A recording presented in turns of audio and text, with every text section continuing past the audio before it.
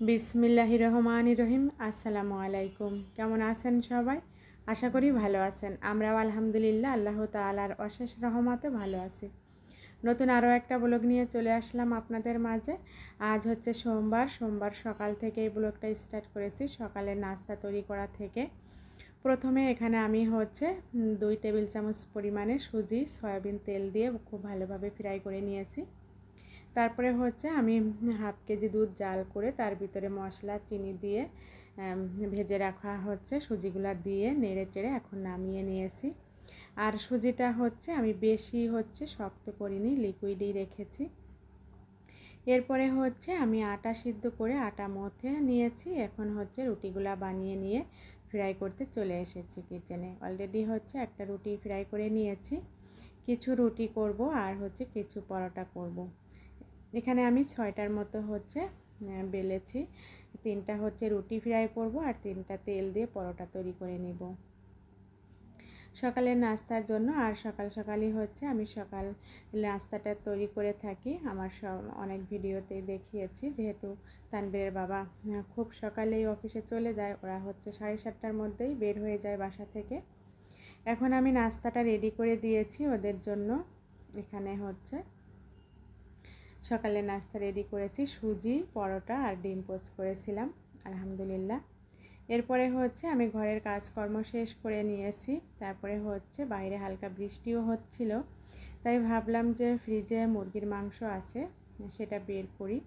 আর সেটা বের করে রেডি করে এখন রান্না বসিয়ে দিয়েছি। সাথে হচ্ছে সাদা পোলাও করব। আর মুরগির যে হচ্ছে ব্রেস্টের মাংস আছে সেগুলা দিয়ে হচ্ছে আমি কাবাব রেডি করে কাবাব ফ্রাই করে নিব। দুপুরে রান্নাবান্নার হচ্ছে সব কিছু আয়োজন করে নিয়েছি। এখন একটা একটা করে আমি বসিয়ে দিচ্ছি। প্রথমে চিকেনটা বসিয়ে দিয়েছি, কিছু আলু দিয়েছি আমার ছেলে তানবীরের জন্য, ও হচ্ছে আলুটা বেশি লাইক করে। আলুগুলাও হচ্ছে কষিয়ে নেওয়া হয়ে গিয়েছে। এখন আমি ঝোলের পানিটা দিয়ে দিব।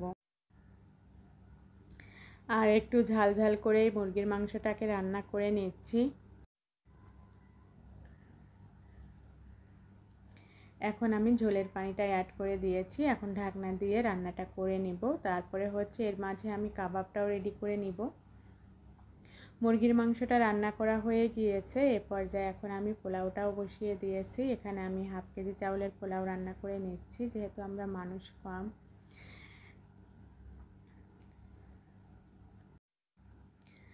আর মুরগির মাংসটাকে নামিয়ে নিয়েছি। এরপরে হচ্ছে পোলার চাউলটাও খুব ভালোভাবে ফ্রাই করে এখন আমি হচ্ছে পানি দিয়ে দিব। ফ্রাই করা হয়ে গিয়েছে, পরিমাণ মতো পানি দিয়ে দিয়েছি।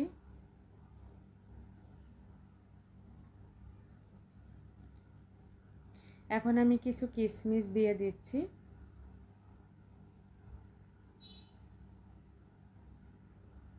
পোলাওটা আমি দমে রেখে দিয়েছিলাম, এখন আমি হচ্ছে নেড়ে চেড়ে আবার চাপিয়ে রেখে দিব। চুলার আঁচটা আমি একদমই লো হিট করে রেখে দিয়েছিলাম। মাশাআল্লাহ খুবই সুন্দরভাবে পোলাওটা হয়ে গিয়েছে। আর 10 মিনিটের মতো হচ্ছে দমে রেখে দিব আবারও।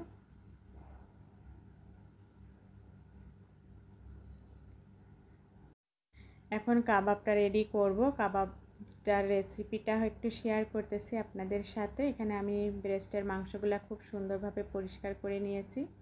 তারপরে কিছু গোলমরিচ, এলাচি, দারুচিনি দিয়েছি। এখন স্বাদ মতো লবণ আর হলুদ, সামান্য শুকনো মরিচের পাউডার দিয়েছি। এখন আমি কাবাব মশলা দিয়ে দিলাম 2 টেবিল চামচ পরিমাণ।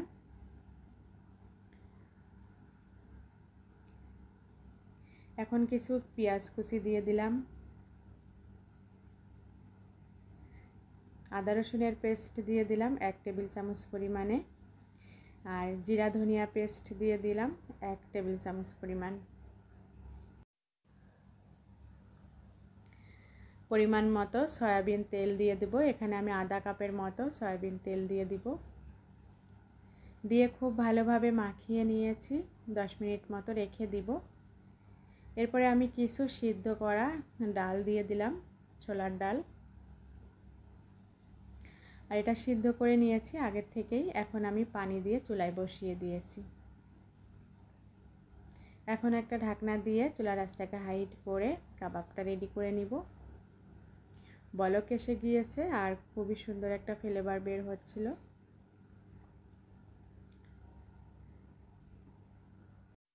আবারও ঢাকনা দিয়ে একদম ঝোলটা শুকিয়ে নিব।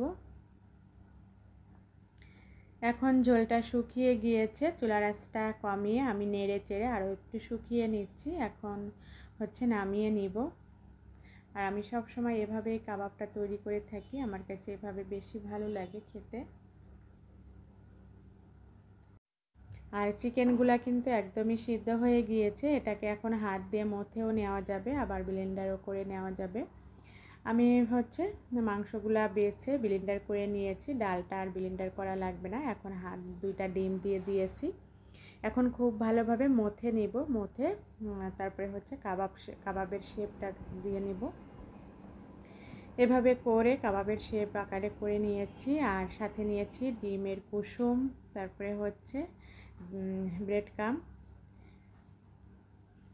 প্রথমে কাবাবের শেপটা দিয়ে তারপরে ডিমের ভিতরে আমি ডুবিয়ে নিয়েছি, তারপরে ব্রেড ক্রাম্বের ভিতরে হচ্ছে ব্রেড ক্রাম্বটা লাগিয়ে এখন ফ্রাই করে নিচ্ছি। আর ফ্রাই করার সময় খুবই সুন্দর একটা ফ্লেভার বের হচ্ছিল আর খুবই সুন্দর কালার এসেছে। আর একটু লাল লাল করে আমি ফ্রাই করে নামিয়ে নিব।